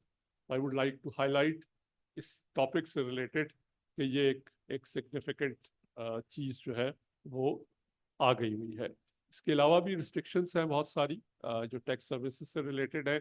आज गुफ्तगू का वो मौजू नहीं है। आई हैव रिक्वेस्टेड अमारा एंड द टीम कि हाई प्रायोरिटी के ऊपर इस सब्जेक्ट को डिस्कस करें, बिकॉज ये आपको डे टू डे आपके इंगेजमेंट्स में प्रैक्टिकली इम्पैक्ट होगा। I would request all of you तो इसको स्प्रेड करें, और जब भी ये सेशन हो कम इन बिग नंबर्स, समझें, देखें, आस्क क्वेश्चंस, ताकि ये चीज़ फर्दर रिफाइन हो और वंस जब हम इसको अप्रूवल प्रोसेस में जाए तो मोर कॉन्शियस होके करें। एक और अमेंडमेंट जिसका भी मैंने जिक्र किया है और वो मैं ओवरऑल रिकन्फिग्रेशन के अंदर मैं इंक्लूड कर रहा हूँ, वो अभी एज ऑफ टुडे जो अमेंडमेंट्स कोड ऑफ एथिक्स की सामने आई हैं पाकिस्तान के लिए, अभी हम यहाँ के अडॉप्शन की बात कर रहे हैं, इंटरनेशनली कोड ऑफ एथिक्स आ चुका हुआ है। ये जो ट्रिब्यूनल वाला और इससे रिलेटेड और चेंजेस, लेकिन जो चेंज एक और आ गया है, वेरी रिसेंट आया है, और वो है कि आप टैक्स प्लानिंग से रिलेटेड जो हमारे लोग काम करते हैं उसमें जो है वो बहुत सारी चीज़ें कोड ऑफ एथिक्स ने डिफाइन कर दी है, और इन वन वर्ड वो प्रैक्टिसेस भी किसी एक रिस्ट्रिक्टिव माहौल के अंदर आ गई हुई है। And for our professionals, our tax service providers, I would again request कि take note of that, study that, and in your future plannings, जिन क्लाइंट के साथ भी, जिन लोगों के साथ आप काम कर रहे हैं, take a very special note of that amendment as well. So I just thought के कुछ चीज़ें जो है वो मैं शेयर कर लूँ. I think it is an appropriate forum कि आज टैक्स के हवाले से बात हो रही है तो ये शेयर कर लिया जाए. बहुत बहुत शुक्रिया अगेन. ओवेस आपने बहुत ज़बरदस्त प्रेजेंट किया. वेरी हाई टाइम अभी आया और बहुत ज़रूरत थी कि इसको as soon as possible disseminate किया जाए. हमारा आप लोग एनआरसी ने इसका इनिशिएटिव लिया, अरेंज किया. माशाल्लाह लोग आ गए हैं, ऑनलाइन मौजूद हैं. ज़िशान एज एवर अवेलेबल है. आपको क्वेश्चन आंसर्स के जवाब भी दे रहे थे. उनकी भी सपोर्ट सारी ऑर्गेनाइजेशन में रहती है. हमारे वाइस प्रेसिडेंट है. तो thank you Zeeshan, to you as well. और आप सब बहुत शुक्रिया आने का. Thank you. Thank you so very much, Farooq sir. Now I would request Nishan for the closing remarks to close the session. Thank you, Amara. I understand already Farooq Saab has explained a lot of things. Just एक वो disclosure मैं भी कर दूं. जो नासिर से शुरू हुआ था, नासिर ने पढ़ा था, प्रैक्टिस नहीं की. फारूक साहब ने पढ़ा भी नहीं और प्रैक्टिस भी नहीं की. मैंने पढ़ा भी था और प्रैक्टिस भी की. ठीक है. सो आई एम हिज स्टूडेंट. मैंने टैक्स अवैस वही से पढ़ा था. सो अब आई डोंट नो, कुछ शर्मिंदा महसूस कर रहे हैं आप. एनीवेज. Anyways, coming to जो कुछ फारूक साहब ने जिक्र किया, those things are there, but I think उसके साथ साथ I believe being tax practitioner या tax managers, we need to understand, we need to consider fulfilling our national roles, especially playing on the ethical side of things. So जहाँ पे हम tax officers की बात करते हैं, I believe that's another area. Being ICAP members, we need to showcase. Basically, इससे ना सिर्फ as members हमारी prestige बढ़ेगी, but as an institute, we can showcase higher ethical values. बाकी जहाँ तक सब लोगों ने बात की, these are man-made laws, और इसमें बहुत सारी changes होनी हैं, refinement होनी हैं, but again, I would say that's a beauty of man-made laws, जिसमें लकूनास भी होते हैं और सारी जगह अपना होता है. बट अगर लकूनास ना हो तो फिर आपकी मेरी रोजी कैसे चले. सो effectively that's another side of it. So but जो फारूक साहब ने जिक्र किया, ऑल द मोर रीजन के compliance is one side, but structuring and tax planning, although there are going to be some gray areas, restricted part of that, but that's the advisory part we should be focusing on. Structuring part. एक और area जो बहुत important है वो है आपका tax back office support, shared services model. I am not talking about tax generally considered to be a jurisdictional specific area, but frankly speaking it's not the case. The taxation laws जो हमारे मुल्क में पढ़ाए जाते हैं, हमारा लड़का सिर्फ जो टैक्स पढ़ा होता है, he can actually practice tax in some of the jurisdictions, because comparatively those are very simple regulations. So that's jahan pe ek restriction aayegi, there would be in other areas venues would be opening. Middle East is a market, Saudi is the market, even European market. India's has become very expensive. So effectively considering that thing, that's an area we should be targeting on. In the end, thank you very much, President Saab, for taking time out. Amara, Anil, NRC, Avesbai, thank you very much. And all the more reason, thank you very much all the audience for taking time out. Tax में हमेशा अच्छी gathering रहती है. So as expected, this has been the case. Thank you very much. Thank you so very much. Now we are closing out. All questions has been answered. अभी हम एक group picture लेंगे यहाँ पे, and that will be closure now. So may I request Past President Sir Iftikhar Saab to come up forward, Ali, and all council members and members to please come here for the group photo. इस side पे हम ले लेते हैं.